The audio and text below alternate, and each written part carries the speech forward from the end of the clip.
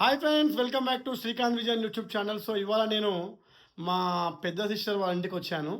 So వాళ్ళు ఎక్కడంటే బోయిన్పల్లిలో ఉంటారు. సో ఏమైందంటే వచ్చిన తర్వాత మా చెల్లె వాళ్ళ బాబు వాడు ఆల్మోస్ట్ 4th క్లాస్లో చదువుతాడు. 4th తాడారా 5th క్లాస్లో చదువుతాడు. సో వాడి రూమ్ చూస్తాను ఇప్పుడు. నేను చాలా షాక్ అయిపోయాను. మీ అందరు కూడా చూపిస్తా వాడు ఎంత ఫాస్ట్ ఉన్నాడో. ఈ వీడియో మొత్తం ఖచ్చితంగా చూడండి. సో ఈ వీడియోలో ఉన్నవాడే ఈయన పేరు విరాంష్. సో మేమందరం కూడా రిషు అని పిలుస్తాం, అంతేనా? రిషు వీడు. సో వీని కబోర్డ్కి చూడండి, వాడు ఏం చేసింది, ఇక్కడ క్లోతింగ్ అని పెట్టుకుంది, ఇక్కడ తర్వాత ఇక్కడ టాయ్స్ అని పెట్టుకున్నాడు.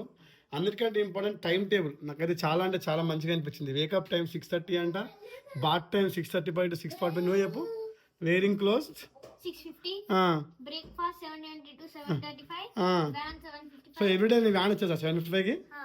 Next school 8:30 to 3:30, change clothes 3:50, lunch 4:10 to 4:30, tuition 5:30 to 7:30, dinner 9 o'clock to 9:30, sleep 10 o'clock sleep అయిపోతావా ఎవ్రీడే? 10 o'clock you'll sleep. అదేంటి అక్కడ వై ఇక్కడ ఏం రాష్ట్రం?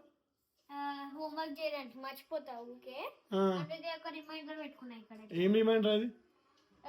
జియో ఒక యాప్ ఉంటది, అది దాంట్లో హోంవర్క్ పంపించేసి టీచర్.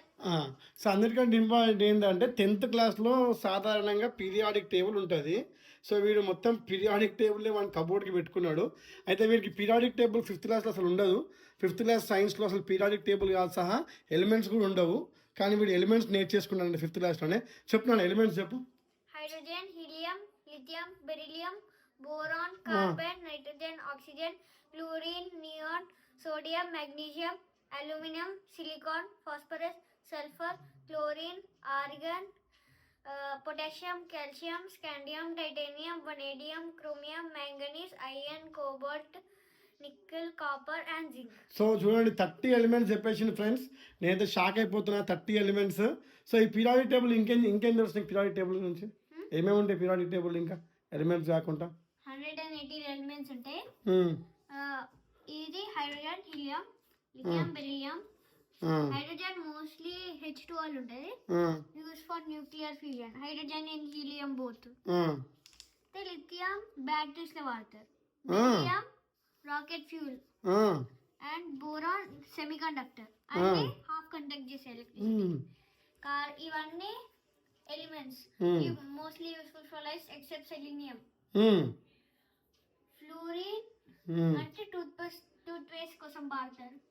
నియాన్ ఒక నోబుల్ గ్యాసా ఫ్రెండ్స్? ఒక్క నిమిషం ఫ్రెండ్స్, నేను చెప్తున్నాను నోబుల్ గ్యాసెస్ గురించి, అలాగే ఎలిమెంట్స్ గురించి, వాటిని ఎక్కడెక్కడ వాడతాడని చెప్పేసి వీడు 5th క్లాస్లోనే చెప్తున్నాడు.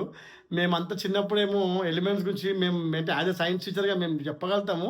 కానీ నేను షాక్ అయిందంటే 8th 9th 10th పిల్లలకు కూడా మేము నేర్పేందుకు కష్టపడుతూ ఉంటాం. అంటే పిల్లలలో ఇంట్రెస్ట్ ఉంటే ఎంతైనా వాళ్ళు అదేమంటారు చదువుకోగలుగుతారు. సో నీకు ఐడియా ఎందుకు వచ్చింది పీరియాడిక్ టేబుల్ నేర్చుకోవాలని చెప్పేసి?